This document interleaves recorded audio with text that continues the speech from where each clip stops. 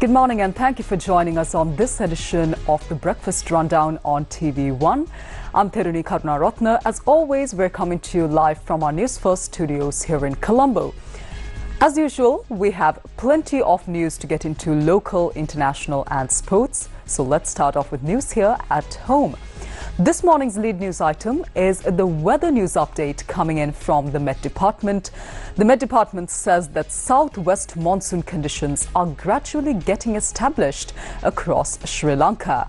Showers or thunder showers will occur at times in the western, Sabaragamuwa, northwestern and central provinces and in the Galle and Mathura districts. Fairly heavy falls above 50 millimeters are likely at some places in the western and Sabaragamuwa provinces and in the Galle, Mathura, Puttalam, Nuwara Eliya and Kandy districts. A few showers may occur in the north-central province as well. Showers or thunder showers may occur at a few places in the Uva province and in the Ampara district during the evening or night. Fairly strong winds of about 30 to 40 kilometers per hour can be expected at times in the western slopes of the central hills and the northern, north-central, northwestern and southern provinces and in the Trincomalee district. And as always, the general public is requested to take adequate precautions to minimize damages caused by temporary localized strong winds and lightning during thunder showers. Let's move on to more local news this morning. Now, the proposed electricity reform bill has been officially gazetted, marking a significant step in restructuring of Sri Lanka's electricity sector. Now, according to the new bill, the previous provisions that aim to divide the Ceylon Electricity Board or the CEB into 12 separate entities have been removed. Instead, the revised bill proposes the restructuring of the CEB into 4 entities, all of which will remain 100% state-owned. Now, the ministry also announced that the bill will be presented to the Parliament shortly for approval, emphasizing the urgency and importance of the reforms to improve the efficiency as well as service delivery in the energy sector of Sri Lanka. Meanwhile, the services of the Employees Provident Fund has been temporarily suspended from today until the 23rd of May due to maintenance work on the digital data system. The Commissioner General of Labour announced that those who had already booked appointments for EPF-related activities will be given priority once the services resume on the 23rd of May.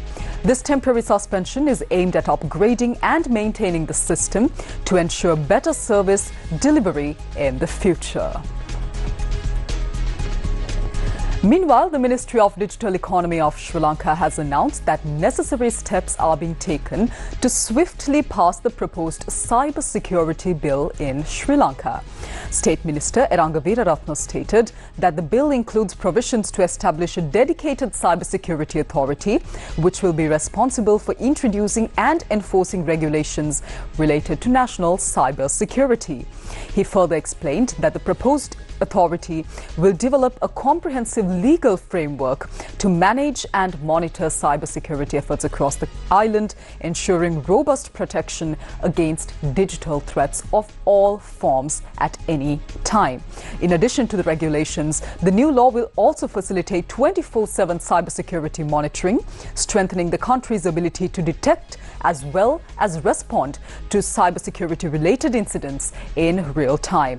The bill also outlines responsibilities related to the design and maintenance of government websites, including offering guidelines on cybersecurity and ensuring compliance with these standards. The draft legislation is currently under the review of the Department of the Legal Draftsman, and the government is prioritizing its approval in order to enhance national digital security infrastructure. Now, the Commission to Investigate Allegations of Bribery or Corruption, or CIABOC, has announced its plans to further expand its network of internal affairs units across public institutions in Sri Lanka.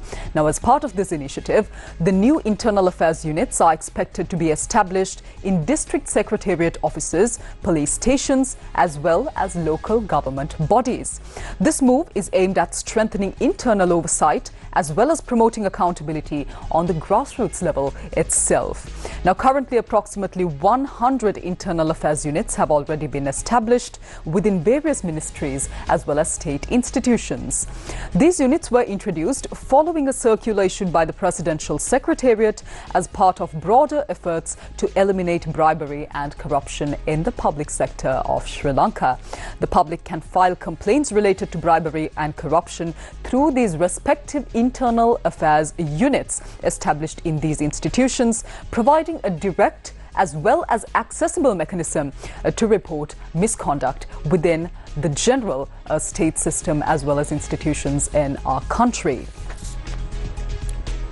Still in local news, the Road Development Authority has announced its plans to install galvanized safety fences along roadsides in high-risk accident-prone areas of Sri Lanka's Central Highlands.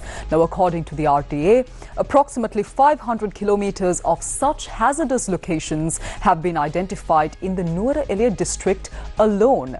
And so far, safety fences have been successfully constructed along 15 kilometers of these routes. The initiative is being prioritized in areas where road accidents have frequently occurred in the recent times, aiming to enhance road safety and reduce fatalities. As part of the broader project, similar safety fences are also planned for high-risk locations in Kandy, Matale and Badula districts, reinforcing efforts to make the region's hilly roads safer for motorists. The Department of Wildlife Conservation has received approval from the Public Services Commission to grant permanent appointments to all multipurpose development officers in charge of electric fences who have been serving on a temporary basis for several years. The Minister of Environment, Dhammika Pattabandi, stated that a total of 4,530 officials will now receive permanent positions under this initiative. He emphasized that this move will help streamline the maintenance and management of electric fences. The minister also noted that over 5,000 kilometers of electric fencing have already been installed across the country. With that, we move on to news overseas for this morning. Italy's Prime Minister Giorgia Meloni said on Tuesday that Pope Leo XIV confirmed to her the Vatican's willingness to host peace talks between Russia and Ukraine. Meloni consulted Leo following a phone call on Monday between US President Donald Trump and his Russian counterpart, Vladimir Putin. Her office said US President Donald Trump spoke with European leaders, including Meloni, after this call, and she was asked to confirm the Pope's readiness to host these peace talks between the two countries. It added that Meloni spoke with the Pope on Tuesday and noted, and I quote, the Holy Father's willingness to host upcoming discussions between the parties at the Vatican, unquote. She also thanked the Pope for his unwavering commitment to peace. Meloni also spoke on Tuesday with Ukraine's President Volodymyr Zelensky and several other world leaders to maintain close coordination with a view to the peace talks. Now, recent efforts to resolve the war following Russia's 2022 invasion of Ukraine have yielded no breakthroughs, and Putin has rejected Kiev's ceasefire proposals.